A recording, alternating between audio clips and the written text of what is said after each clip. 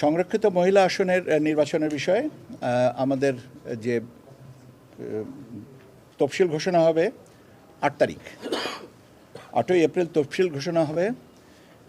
8ই April 2026-এর তফসিলটা ঘোষণা হবে, আর vote হবে 12ই মে 2026 তারিখে।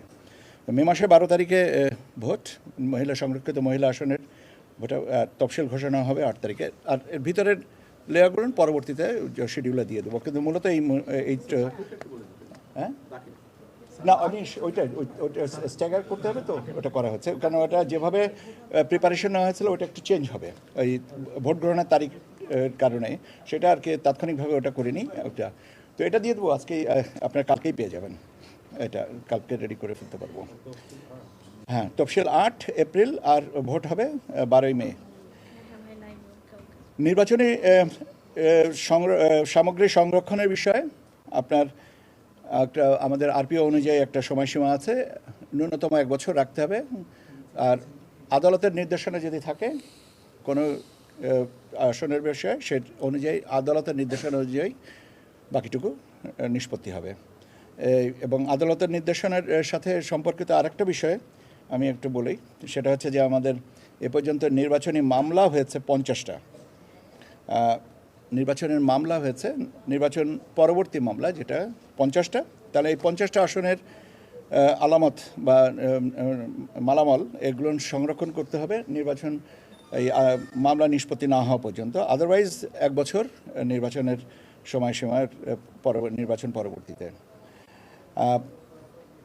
যে আরেকটা যেটা বিষয় আমরা আলোচনা করেছি সেটা হচ্ছে যে শেরপুর 3 এবং বগুড়া 6 এই দুটা আসনের নির্বাচন আগামী 9 তারিখ আপনারা জানেন।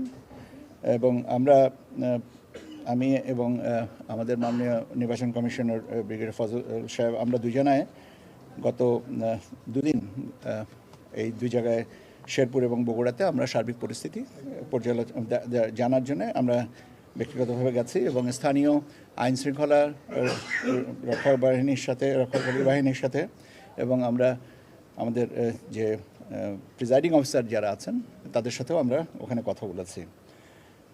আমাদের জানা মতে বা আমরা যে তথ্যটা পেয়েছি, শেরপুরে হচ্ছে আমাদের 129টা কেন্দ্র, দ্যাট ইনক্লুডস আপনার ওসিবি আইসিবি 128 + 1, আর বগুড়াতে হচ্ছে 151টা 150টা, আর একটা হচ্ছে আপনার ওসিবি আইসিবি। এখন পর্যন্ত যা দেখেছি বা যতটুকু হচ্ছে, নির্বাচন নিয়ে আপনার কোনো রকমের দুশ্চিন্তাগ্রস্ত হওয়ার মতন কোনো পরিস্থিতি নাই, সার্বিক পরিস্থিতি স্বাভাবিক আছে। এবং আমাদের যে বিভিন্ন পর্যায় থেকে যে তথ্য সংগ্রহ আমরা যেটুকু পেয়েছি, সেখানে আমাদের আতঙ্কিত বা চিন্তিত হওয়ার কোনো কারণ নেই। এবং এখানে আপনার আইনশৃঙ্খলা বাহিনীর তৎপরতা আছে এবং তারা সার্বিক পরিস্থিতি সবসময় মনিটর করছে। এবং আমরা স্পষ্ট করে একটা জিনিস বলে আসছি যে এটা 12ই ফেব্রুয়ারির নির্বাচনের থেকে কোনো অংশে কম গুরুত্বপূর্ণ না।